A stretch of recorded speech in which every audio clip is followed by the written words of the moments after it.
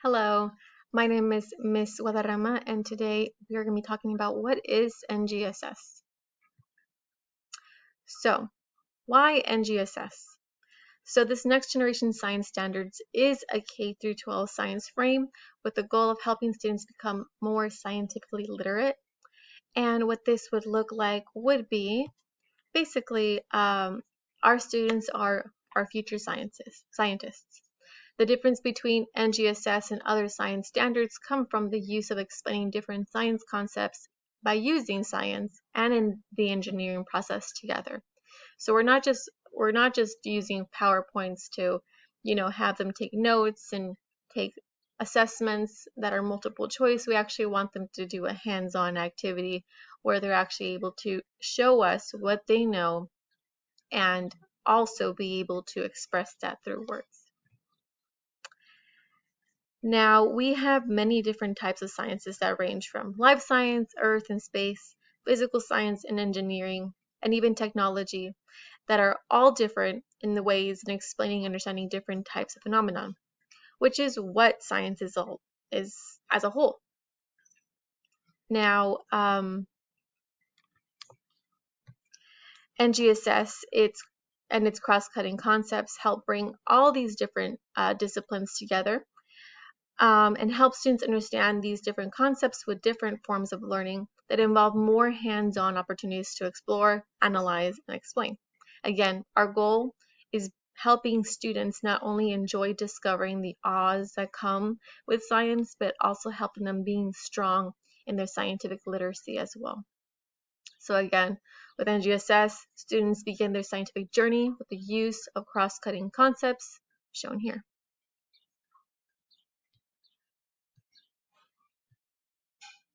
Now, what are cross-cutting concepts? They actually are in the form of 7. We use patterns, cause and effect, scale, proportion, and quantity, systems and system models, energy and matter, structure and function, and also when it comes to noticing change. Now, these cross-cutting concepts are the structures of NGSS that dives into the many different ways students can gather information, test their findings, and also learn and continue learning on what they're learning. And these cross-cutting concepts are here again in these name of 7. So how do we use cross-cutting concepts? So now that we are familiar with the 7 cross-cutting concepts, let me dive in deeper with what we what they are individually. So first of all, when it comes to patterns, it's a cause and effect. It's something that students do not use or know very well when they enter the classroom. But with understanding patterns, students will be able to feel confident in finding and explaining patterns that will initiate questions that come from observations in engineering, and we would be able to test these findings to find a pattern from our failures or patterns for our solutions. Cause and effect in science. It allows us to explain different scientific relationships, and in engineering, we're able to hold control in the design of the outcome. Students would be able to understand the chain of reactions, linking the information together to be able to explain the actual phenomenon. Structure.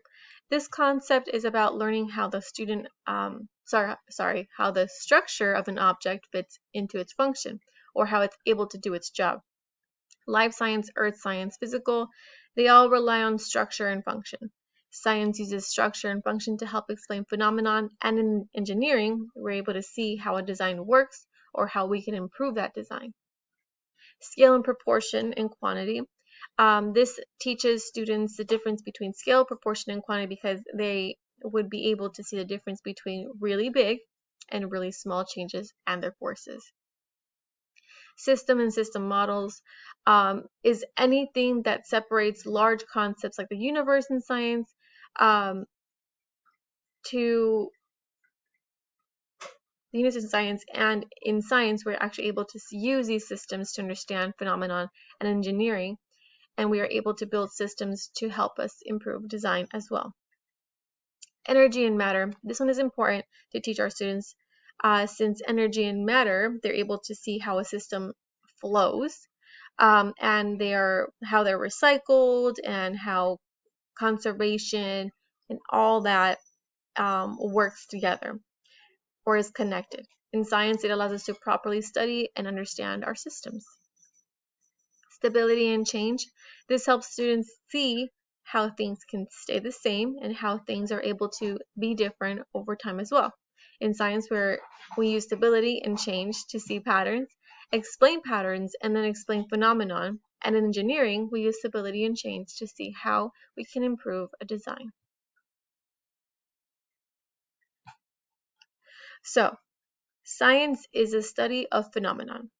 If we do not treat it and learn it from the perspective of phenomenon, then our students will only understand it from a small perspective and not learn anything besides the vocabulary.